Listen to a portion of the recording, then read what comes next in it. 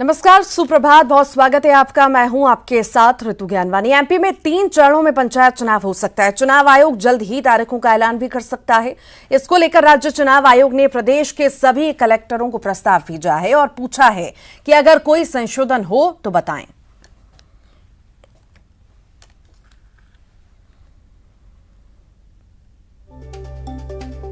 तो 3 चरणों में पंचायत चुनाव हो सकता है। एमपी में 3 चरणों में पंचायत चुनाव हो सकता है, जल्द हो सकता है तारीखों का भी ऐलान।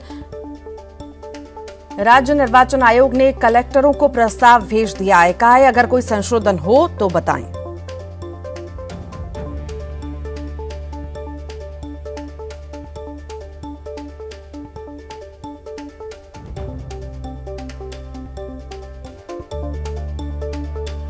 तीन चरणों में पंचायत चुनाव कराने की बात कही गई है और जल्द तारीखों का ऐलान भी हो सकता है।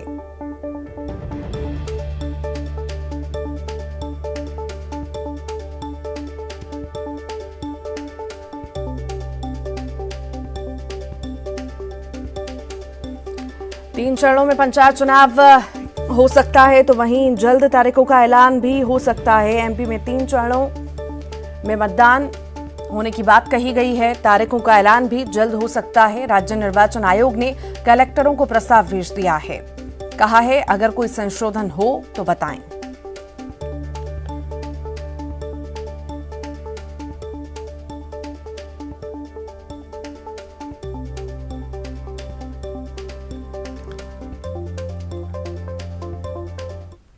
एमपी में निकाय चुनाव में महापौर और नगरपालिका अध्यक्ष का चुनाव प्रत्यक्ष प्रणाली से कराए जाने पर अभी भी सस्पेंस बना हुआ है।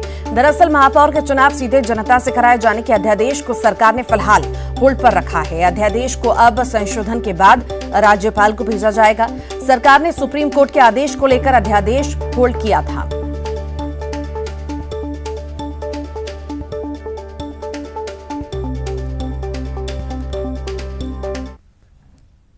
सीएम शिवराज सिंह चौहान इन दिनों फुल एक्शन मोड में हैं। अधिकारियों को मंच से सस्पेंड करने का फैसला सुनाते हैं, लॉ एंड ऑर्डर पर सख्ती दिखाते हैं, जनता की समस्याओं का हल भी ऑन द स्पॉट कर जाते हैं। भोपाल में भी कुछ ऐसा ही हुआ।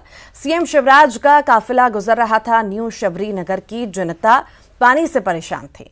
नगर निगम कमिश्नर को आधे घंटे का अल्टीमेटम दिया। जब लौट कर आए तो तस्वीर बदल चुकी थी। जनता फूलमाला लिए स्वागत में खड़ी थी। सीएम शिवराज को जनता का प्यार यूं ही नहीं मिलता। मामा अपने सूबे की जनता के लिए हर मुश्किलों में खड़े नजर आते हैं।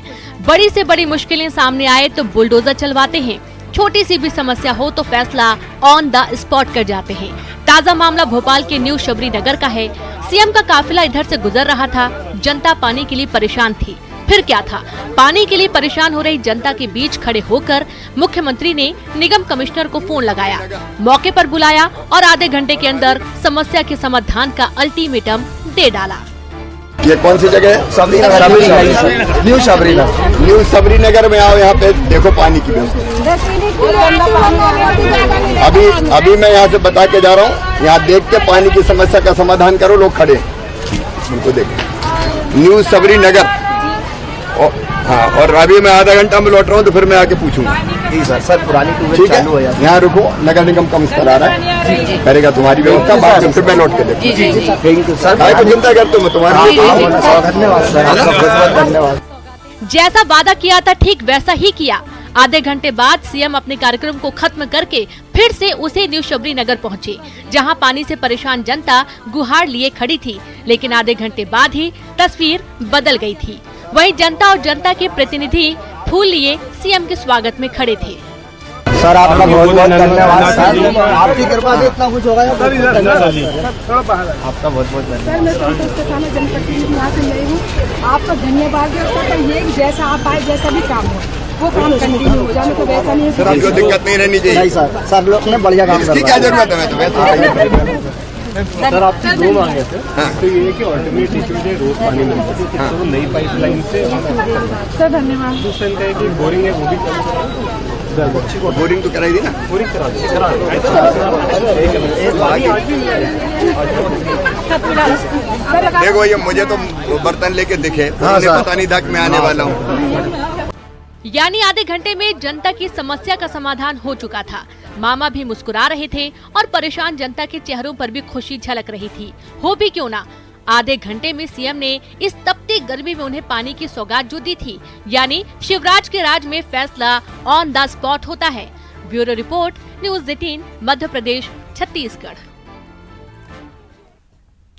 देवास में मुख्यमंत्री किसान कल्याण योजना के तहत जिला स्तरीय कार्यक्रम में प्रभारी मंत्री सिंधिया शामिल हुए। प्रभारी मंत्री सिंधिया ने किसानों को सम्मान निधि प्रमाण पत्र और छात्र छात्राओं के बीच मूंग दाल के पैकेट का वितरण किया। सीएम ने रीवा में आयोजित राज्य स्तरीय कार्यक्रम में प्रदेश के 82 लाख किसानों को 1700 करोड़ रुपए वितरित किए। तो वहीं देवास जिले के 1,73,998 किसानों के खाते में रुपए अंतरित किए।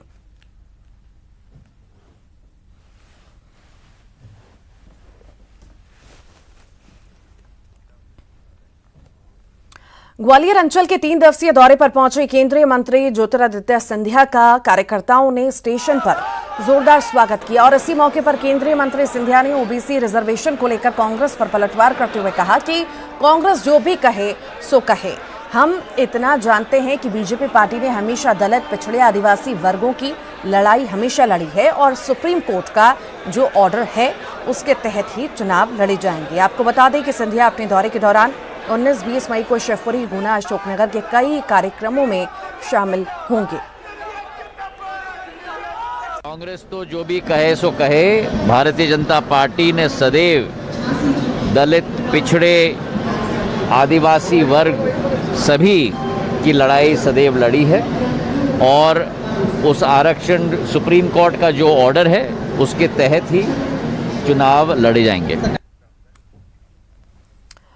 तो वहीं मध्य प्रदेश सरकार में पर्यटन, संस्कृति और अध्यात्म मंत्री उषा ठाकुर ने हिंदुओं से मुसलमानों को आदर्श बनाने की नसीहत दी।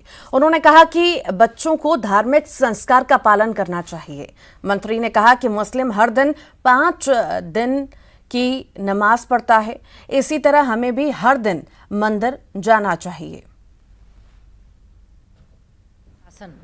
उनसे सीखना चाहिए, इसमें कोई दो मत नहीं है। देखिए वो कैसे नियमित 5 वक्त की नमाज पढ़ते हैं। तो जो जिस मत पंथ का है उसे अपने मत पंथ में पूर्ण अनुशासन, आस्था के साथ अडिग रहते हुए आने वाली पीढ़ी को संस्कार देना चाहिए। जी वो तो सब भक्त लोग ही थे, गौशाला का कार्यक्रम था। उन बच्चों को कहा है कि बेटा सब हनुमान चालीसा याद करके कंठस्थ करके कोई एक प्रार्थना हर व्यक्ति को जरूर करनी चाहिए जो किसी भी मत पंथ का। देवास जिला अस्पताल में एक शख्स पर पीआईसीयू वार्ड का दरवाजा तोड़ने का आरोप लगा है।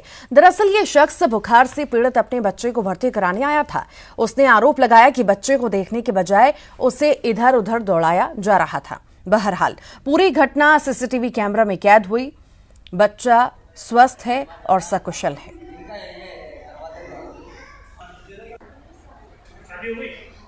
लड़के को भर्ती करना है किसी पे, किसी पे भर्ती करना है तो इधर एडमिट करने का लिखा था। इधर एडमिट करना है तो एडमिट इधर नहीं कर रहा, इधर से उधर भेजा था तो सामने वाले वार्ड में चले जाओ। उधर वापस गए तो उधर तो बोल रहा है कि इधर भेजा था। अब इधर जाए तो फिर बाहर से बोल रहा है उधर ही होगा भर्ती। क्यों किस प्रकार का हादसा यहाँ पर हुआ था? सर आज मैं मॉर्निंग में जब ड्यूटी पर आई थी जी, तो आने के बाद में एक बच्चे को लेकर ये लोग आए थे। तो सिक्योरिटी गार्ड भैया ने बोल दिया इनको, बोले कि यहाँ पे ना वहाँ चिल्ड्रन वार्ड में लेके चले जाओ। चिल्ड्रन वार्ड में लेके गए तो वहाँ पे उन्होंने बोला बोले कि इसको यहाँ पर एडमिट नहीं करना है, पीआईसीयू वार्ड में एडमिट करना है, तो आप वहाँ लेकर जाओ। तो यहाँ पर आए सर, तो यहाँ पे आके बच्चे के साथ वालों ने हमें ये तो नहीं बोला कि मतलब वहाँ से यहाँ भेजा है, और उन्होंने डायरेक्ट दरवाज़ा तोड़ दिया और बोलने लगे, बोले कि क्या यहाँ से वहाँ नचा रहे हो हम लोगों को। तो बस इतनी सी बात करी थी और उन्होंने आते से बात करने की बजाय दरवाज़ा तोड़ दिया सर।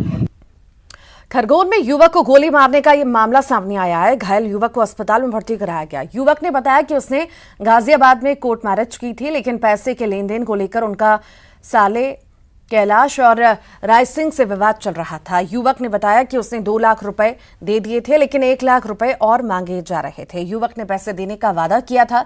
युवक ने जब पत्नी को दिखाने की बात कही तो उन्होंने मारपीट की और गोली मार दी। सर मैंने 28 मार्च को कोर्ट में शादी करी थी उत्तर प्रदेश गाजियाबाद में सर। उसके बाद में कोर्ट में शादी होने के बाद इनके मेरी पत्नी के यहाँ से मुझे धमकियाँ आने लगी, हमारे यहाँ पैसे लेते हैं तो आपको 2 लाख रुपए देने पड़ेंगे, तब हमारे तुमको दोनों को मारेंगे नहीं, जान से मारने की धमकी दी थी। प्राइमरी जो रिपोर्ट हुई है गनशॉट इंजरी की है। टीआई अभी हॉस्पिटल गए हैं, उसकी फॉरेंसिक जांच करा रहे हैं। जो स्टेटमेंट आया है, जो पीड़ित व्यक्ति है उसके अगेंस्ट में रिपोर्ट थी कि एक लड़की को भगा के ले गया था। बाद में लड़की बरामद हो गई और उस डिस्प्यूट में गोली लगने की उसने रिपोर्ट की है। उसके जो स्टेटमेंट है उसको वेरीफाई करा रहे हैं। प्रेमा फेशिया काफ़ी ग्राउंड। भिंड के मालनपुर थाना में पदस्थ कार्यवाहक प्रधान आरक्षक को लोकायुक्त पुलिस ने 20,000 रिश्वत लेते पकड़ा है। बताया जा रहा है कि शिक्षा विभाग में पदस्थ क्लर्क को फर्जी केस में फंसाने की धमकी दे रहे थे और केस में बचाने के लिए 20,000 की रिश्वत मांग रहे थे, जिसकी शिकायत क्लर्क ने लोकायुक्त में की, जिसके बाद लोकायुक्त की टीम ने कार्रवाई करते हुए प्रधान आरक्षक को रंगे हाथों दबोच लिया और आरक्षक के खिलाफ आगे की कार्रवाई शुरू कर दी है।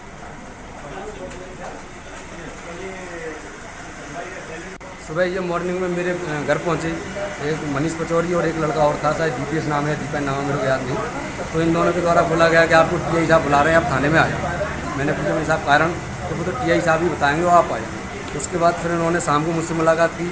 इन्होंने मुझसे बोला कि आपको 307 में आरोपी बनाया जाएगा और आप 20,000 रुपये हमको नकद दो। अगर 20,000 रुपये नहीं दोगे तो आप 1 साल जेल रहोगे, 1 लाख रुपए वहाँ कोर्ट में खर्च करोगे और 1 लाख रुपए फिर हमको देना पड़ेंगे और आप जेल जाओगे। पूरा कमल नागर वाले केस में हमारा नाम हटाने के लिए या जोड़ने के लिए 20,000 रुपए की मांग कर रहा है, जिसके एवज में हमने इसको वॉइस रिकॉर्डर दिया और उसकी आवाज़ टेप कराई। उसके बाद हमने उसके खिलाफ FIR की, अपराध क्रमांक 0/22 धारा 7 PC की FIR दर्ज की। आज उसको ट्रैप की कार्रवाई की, जिसमें वो 20,000 रुपये की रिश्वत लेते हुए पकड़ा। इंदौर की द्वारकापुरी पुलिस ने एक ऐसे कथावाचक ठग को गिरफ्तार किया है जिसने करीब 3,000 महिलाओं से कथा करने के नाम पर 40 लाख रुपए की ठगी कर फरार हुआ। पुलिस के हत्थे चढ़ा कथावाचक का नाम प्रभु महाराज उर्फ अजीत सिंह है, जो गुजरात के भावनगर जिले के पोटादा का रहने वाला है। फरवरी 2021 में इंदौर के सूर्यदेव नगर में कथा की थी और हरिद्वार में कथा कराने का वादा किया था। इसमें हजारों महिलाओं ने 1 से लेकर 5,000 तक की राशि जमा कराई थी। कोरोना के कारण कथा नहीं हो सकी। महिलाओं ने जब अपने पैसे वापस मांगे तो वो आनाकानी करने लगा। कल कई सारी महिलाओं की रिपोर्ट थी कि एक जो अजीत सिंह चौहान है, जो कि भावनगर गुजरात का रहने वाला है, और इसके द्वारा यहाँ पर बाबा बन के आए थे और महिलाओं से बड़ी संख्या में रुपए इकट्ठे किए गए थे। इवन मेरे ख्याल से 25 लाख से ऊपर की राशि का बताया गया था कि इकट्ठा किया था और कोई बाबत कथा कराने के नाम पे, और उनको डिच करता रहा, बाद में मना कर दिया। तो इसमें पुलिस ने तत्काल अपराध पंजीयन किया था। तो भोपाल से बड़ी खबर है। मुख्यमंत्री शिवराज सिंह चौहान महत्वपूर्ण बैठक ले रहे हैं। वीडियो कॉन्फ्रेंसिंग के जरिए सिवनी और नीमच जिला प्रशासन को तलब किया गया है। सिवनी नीमच के विभिन्न मुद्दों पर कलेक्टर SP से चर्चा कर रहे हैं। पेयजल, प्रधानमंत्री आवास योजना समेत जन कल्याण की योजनाओं की जानकारी लेकर महत्वपूर्ण निर्देश दे रहे हैं। लॉ एंड ऑर्डर पर भी महत्वपूर्ण निर्देश दे रहे हैं।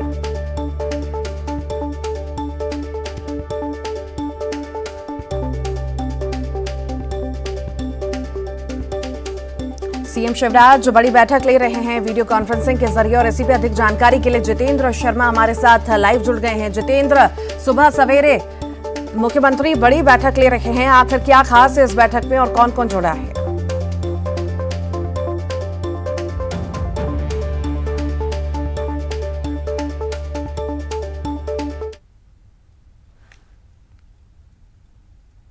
वीडियो कॉन्फ्रेंसिंग के जरिए बात कर रहे हैं और निर्देश दे रहे हैं कि वहां पर लॉ एंड ऑर्डर की स्थिति मजबूत बनाए रखें। इसके अलावा अन्य योजनाओं को लेकर भी अफसरों से चर्चा कर रहे हैं, चाहे वो प्रधानमंत्री आवास हो, शहरी विकास के काम हो, चाहे पानी हो, नल जल की योजना हो। इन तमाम सारी बातों को लेकर लगातार अफसरों को निर्देश दे रहे हैं। और ये सिवनी और नीमच में जिस तरह से पिछली जो घटनाएं हुई थी, उन सारी चीज़ों को लेकर भी निर्देशित किया जा रहा है कि आने वाले वक्त में लॉ एंड ऑर्डर को मजबूत बनाए रखें। इन सारे बातों को लेकर उन्हें कड़े निर्देश भी दिए जा रहे हैं। वाकई ये बैठकें हो रही हैं और पहले भी हमने देखा, अभी कुछ दिन पहले भी सुबह सवेरे बैठक हुई थी, 6-7 बजे से ये बैठक शुरू हो गई थी। तो कहीं ना कहीं बाकी चीज़ों में तो मुख्यमंत्री एक्टिव है ही हैं। अब बैठकों का दौर जो शुरू हुआ है उसमें भी बहुत ज़्यादा एक्टिव नजर आ रहे हैं। तो इसका कहीं ना कहीं जो रिजल्ट है आगे आने वाले चुनाव में ज़रूर दिखेगा। मुख्यमंत्री कहीं भी कुछ भी कमी नहीं चाहते।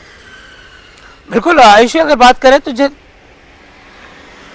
बिल्कुल जिस तरह से ताबड़तोड़ सुबह से बैठक ले रहे हैं, अफसरों को सुबह से निर्देशित किया जा रहा है। आपने कल ही देखा होगा कि जल पानी की समस्या को लेकर भोपाल में अचानक रुक गया उनका काफिला और लोगों से बात की, लोगों से जानकारी ली। हालांकि इन सारे मामलों में मुख्यमंत्री शिवराज सिंह चौहान का रवैया सबसे अलग ही नजर आता है और यही सारी चीजें उन्हें जनता से जोड़ती हैं।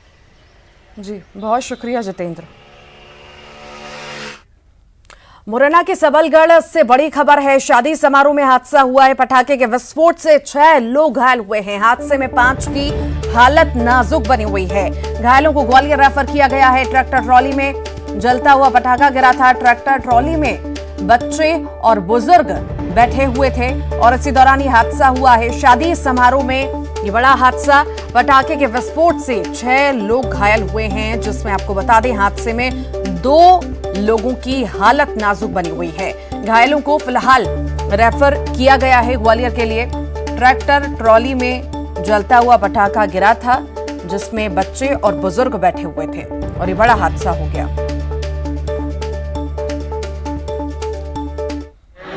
अटार गांव में हुई है, शादी का माहौल था और कोई पटाखा उसमें एक ट्रॉली में जाके फट गया। उसकी वजह से आग लगने की वजह से 4-5 लोग घायल हो गए और उसमें से 2 पेशेंट तो ऐसे हैं जिनको 90-95% तक फर्क है। स्थिति तो गंभीर है। एक 65 ईयर्स के बाबा हैं और एक बच्ची है, उन दोनों की स्थिति काफ़ी गंभीर है, लेकिन बाकी के जो पेशेंट हैं वो लगभग 50% से कम बर्न है, तो उनकी स्थिति।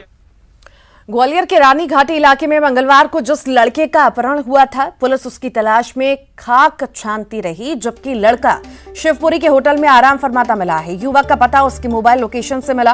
पुलिस जब मोबाइल लोकेशन को सर्च करते हुए शिवपुरी के एक होटल में पहुंची तो युवक वहां आराम से होटल में सोता मिला। पुलिस ने जब युवक से कड़ाई से पूछताछ की तो उसने बताया कि उसने 2 लाख का कर्ज पटाने के लिए अपने अपहरण की झूठी कहानी गढ़ी थी।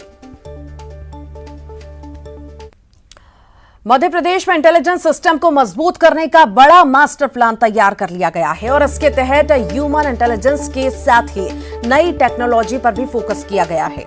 सीएम शिवराज सिंह चौहान की फटकार के बाद आप इंटेलिजेंस सिस्टम में रीस्ट्रक्चरिंग का काम तेजी से किया जा रहा है। आर्टिफिशियल इंटेलिजेंस पर भी फोकस होगा, तो वहीं जमीनी मुखबिर तंत्र का नया सेटअप लागू कर दिया गया है।